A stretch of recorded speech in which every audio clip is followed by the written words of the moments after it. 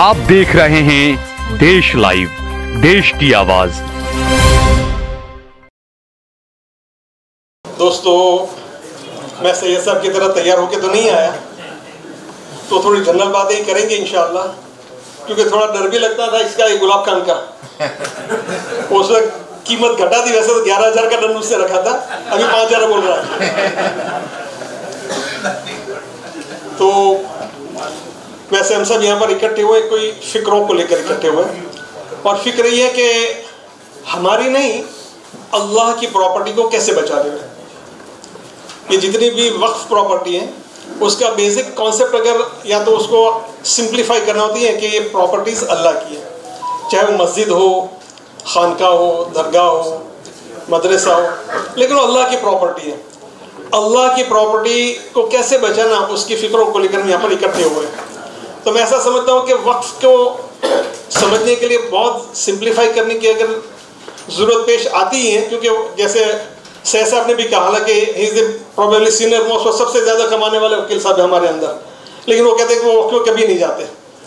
तो हमारे यहाँ से भी 80% या 90% वकील शायद वक्फ ट्राइब्यूनल में नहीं जाते होंगे या वक्फ की प्रैक्टिस भी नहीं करते होंगे। तो हम लोगों को तो ये ज़रूरी होता है कि हम जो कानून की मैटर हमारे पास आती हैं उसकी किताब खोलते हैं, वरना कानून की तो तादाद अगर हम गिनने जाएँ तो हो सकता है डॉक्टर अकील साहब अभी बताएंगे कि कितने कानून हैं हमारे, लेकिन हमको जिसकी ज़रूरत पड़ती है वो हमको किताब खोल के पढ़ लेते हैं।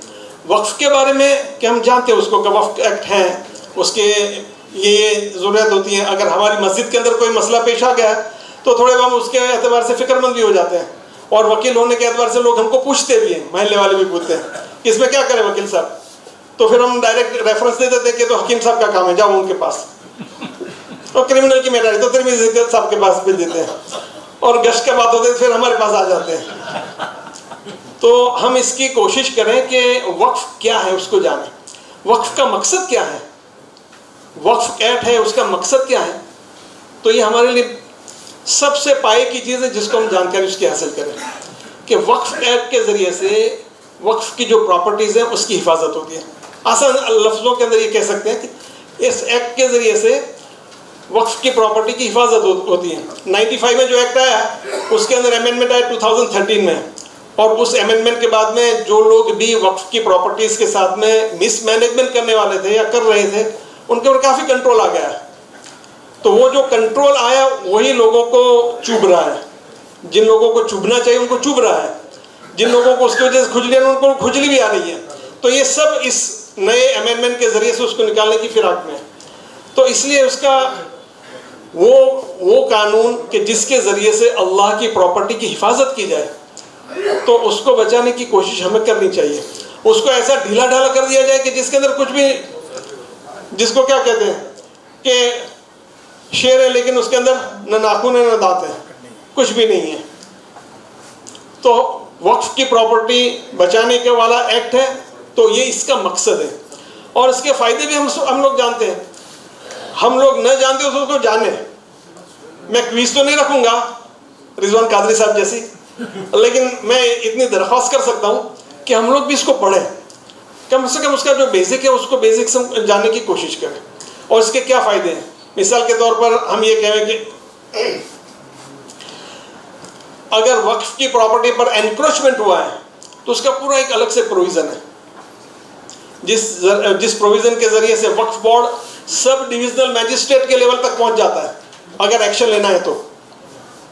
इसी तरह से वक्फ की प्रॉपर्टी को बेचने वाला प्रोविज़न जो आगे था 95 के एक्ट के अंदर, तो 2013 के अंदर उसको भी कर्टेल कर दिया कि वक्फ की प्रॉपर्टी बिल्कुल कोई बेच नहीं सकता उसको, और उसको अगर बेचनी ही है तो उसके लिए बहुत स्ट्रिंजेंट प्रोविज़न रखे। तो ये उसके सब फायदे हैं। तो फायदों को भी हम जानेंगे तब पता चलेगा कि इसके ज़रिए से कितना फ़ायदा हो रहा है, और फिर उसको किस तरह से हम अचीव करेंगे। तो अचीव करने का तो आसान तरीका है कि एक तो इसके लिए हम एजिटेट करें।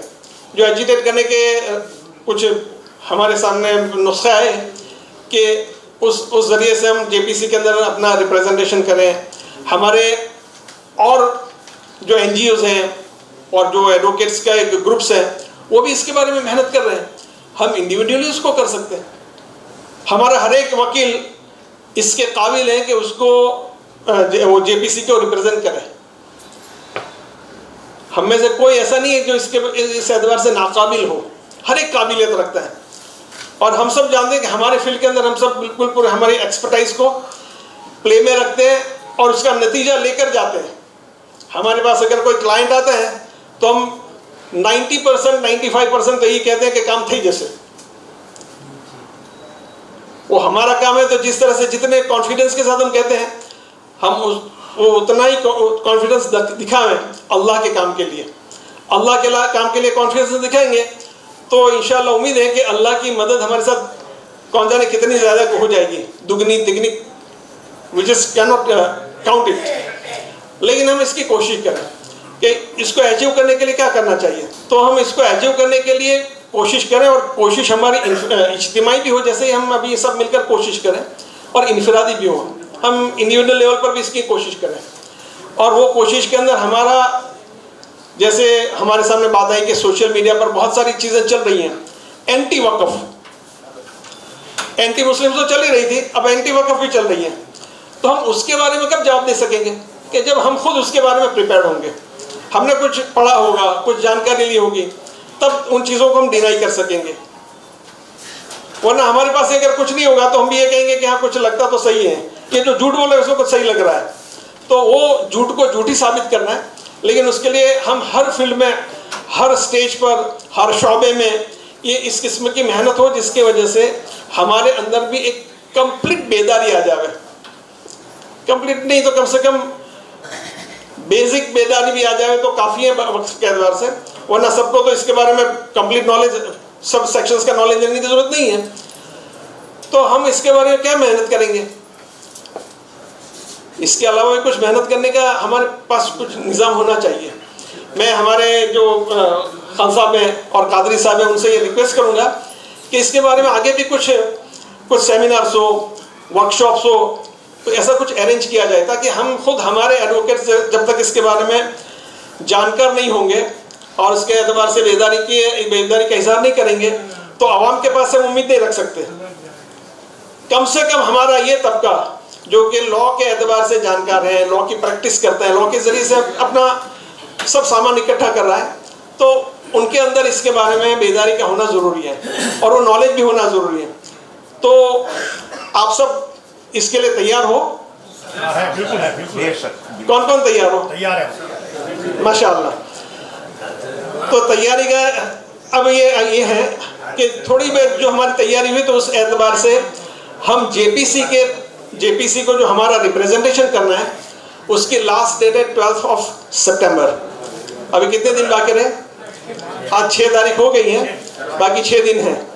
6 दिन के अंदर कम से कम हमारा प्रोटेस्ट भी वहाँ पर पहुँच जावे, हमारे कुछ अगर सजेशन है वो भी पहुँच जावे। हम उसके बारे में कुछ, हमने जैसे कादरी साहब ने बताया कि हमारा डोसियर अगर तैयार है तो उसको भी पहुँचा दे वहाँ पर, कि ये तमाम चीज़ें ऐसी जो काउंट की जाएगी, जिसको देखा जाएगा। सिर्फ हमारे जैसे वो कहते हैं ना कि क्लिक किया और हमारा प्रोटेस्ट पहुँच गया, तो नंबरों का तो मामला नहीं। इस एतबार से वो भी अच्छा है कि मुसलमानों के अंदर काफ़ी बेदारी है और मुसलमानों ने अच्छा डट कर उसका मुकाबला करने की कोशिश की, और 20 करोड़ मुसलमानों से 2 करोड़ 5 करोड़ ने ये काम कर लिया। तो ये भी एक अच्छी अपने एतबार से मीनिंग रखता है कि फिगर बड़ा हो जाएगा। लेकिन जो सही जेपीसी का कंसिडरेशन का मामला है वो तो हमारे सजेशंस के एतबार से, हमारे जो टेक्निकल, लीगल, कॉन्स्टिट्यूशनल जो भी ऑब्जेक्शंस हम रेज कर सकते हैं उसके एतबार से। तो सब इसके बारे में मेहनत करें, और अगर कुछ किसी को अच्छा कोई आइडिया आता हो तो ताहिर हकीम साहब को पहुँचा भी देगा। तो इंशाल्लाह उस लेवल से भी एक मेहनत चल रही है कि जो वहाँ पर पूरा रिप्रेजेंटेशन कंप्लीट एतबार से जाएगा। तो आप लोगों से दरख्वास्त है कि इसके बारे में भी फिक्र करें, और बस दुआ ये है कि अल्लाह जल्ल शान हम सबको इस किस्म की छोटी मोटी मेहनत के ज़रिए से दुनिया में भी कामयाब करें और आखिरत में भी कामयाब करें।